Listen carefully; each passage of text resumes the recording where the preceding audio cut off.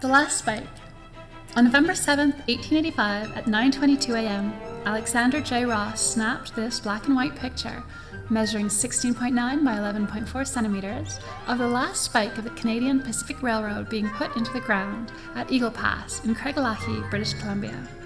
Congratulations had been exchanged, people were appropriately positioned, and the cameraman, Alexander Ross, prepared the camera. The shutter clicked, and an iconic photo of a significant event in the history of Canada was taken.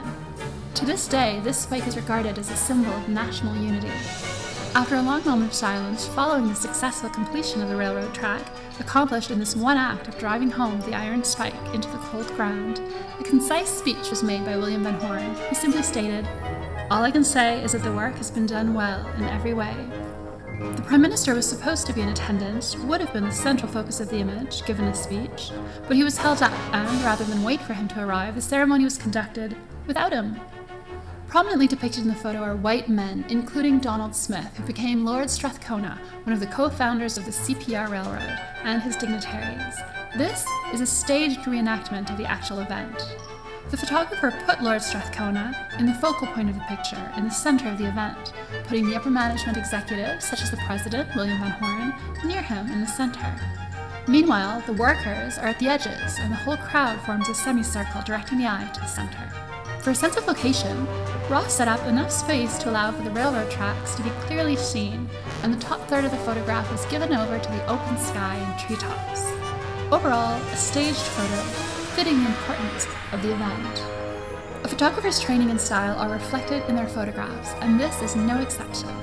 This photo was taken to mark a significant, ceremonious event that required planning and organization, so people were set up, the picture was staged in a careful way. The image lacks a certain authenticity in relation to what the railroad working area would have been on an average day, because this was an image for a public, an event captured that was to be remembered for generations to come. Alexander J. Ross, co-owner of Ross Bastard Company, was known for his photos of beautiful mountains, landscapes, and the style of the picturesque, as well as studio portraits and images of the daily lives of native tribespeople. He was selected, among others, to take photographs of the CPR Railroad due to his experience and prominence as a professional photographer. For many, this photograph represents the excitement of the time, linking Canada as one unified country from east to west. This picture represents this message as truth and invites the viewer to share in the pride of the moment, of the achievement. The boy in the image becomes symbolic of a young, up-and-coming nation. After having studied how French kings used art as propaganda to help them project a desired image throughout their kingdom, we can explore the subtext of this image as we consider the celebrity status of leaders and how the image our group has chosen shows a moment in time that might be described as transitional from a worship of king and church to the worship of celebrity political personas in a capitalist democracy. To better understand this moment, nearly inconceivable to us today, of the commemoration of an accomplishment that would strengthen our nation, that was documented, photographed, prior to the arrival of the Prime Minister, requires an understanding of the celebrity status of political leaders that is absent in this image. Our current era is reminiscent of the one in which paintings of the French kings were commissioned and displayed for various self-serving political purposes and egotism by those leaders, with a secondary goal of marking events important to a nation's development. Therefore, it is relevant to examine this phenomenon, to explore how Canada's culture around the documentation of significant national events has changed from what is demonstrated by this photo and the fact of its placement in the archive to what it is today. The leader's celebrity status has been shown to be effective in acquiring the power to maintain visibility and, through that, influence over distant people, whether subjects or citizens.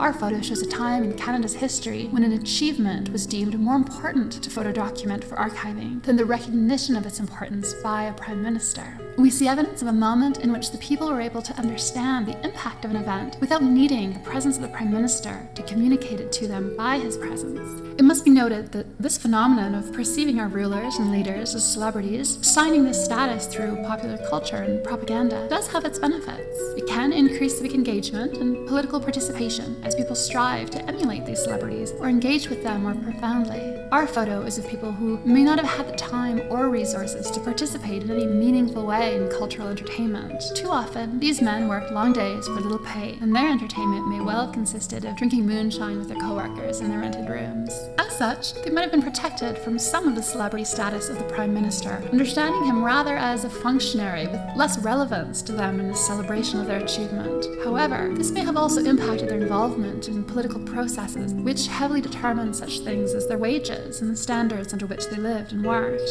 Leaders, as celebrities, bring us to issues of branding. Branding brings about loyalty. For those to whom branding seems irrelevant because they're not part of the consumer class, but are rather of the working poor of yesteryear, living far from the reach of much political messaging, the power of authority is lessened, perhaps, as reflected by the moment captured in our photo. But so is the desire to actively participate in the political sphere of one's community or nation. In Canada, we are free from the class system of our European founders. However, we still recognize a hierarchy that borrows from its classist roots and blends in notions of capitalist elitism with the always surprising effects of celebrity status. The era during which our photo was taken could be considered the early days of capitalism in Canada. That transitional period between kings and celebrity political personas, as we see today, with more being said about Justin Trudeau's hair and youthful good looks than about his stance, which is supportive, on free trade agreements with China, for example, in the mainstream media. In our selected photo, we may be glimpsing a moment where men cared little for the pomp and circumstance involved in having the Prime Minister sanction or in some way bless a celebration of the completion of work on the Trans-Canada Railroad. A moment where people's achievement was measured on its own merits, its benefits to the nation, rather than by who attended the photo op, is a moment worth remembering as we evaluate the meaning of what we celebrate in days to come.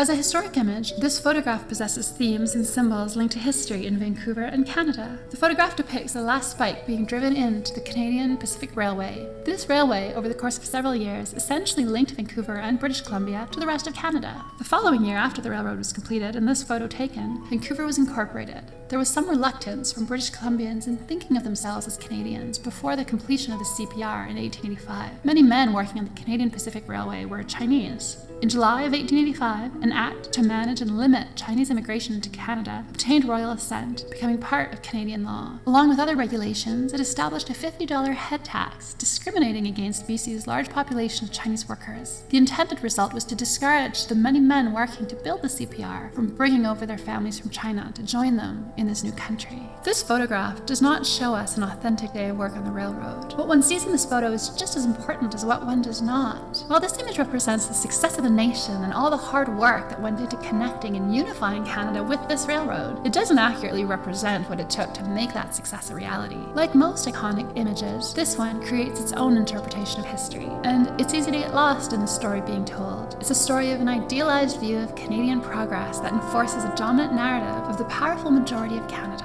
Many historical, iconic photographs tend to create a one-sided story that, in many cases, and specifically in this photo, features powerful white men. What is forgotten when we get lost in these narratives is that Canada's history is actually made up of many different stories, not just those of the most influential members of society. What is not shown in this picture is everything that had to happen for this railroad to be built. We are shown Donald Smith and his dignitaries, but tucked away past the edges of the photo are all the Chinese workers that toiled as near slaves and died to make this railroad a reality. We do not see the exploitation of the Métis and First Nations people who were pushed to the margins by unkept promises, broken treaties, and conquered land either. This is a photo of a story of the accomplishments of men of European descent, establishing a new country under the guidance of European principles, of a new connected land added to the Commonwealth territories of the United Kingdom.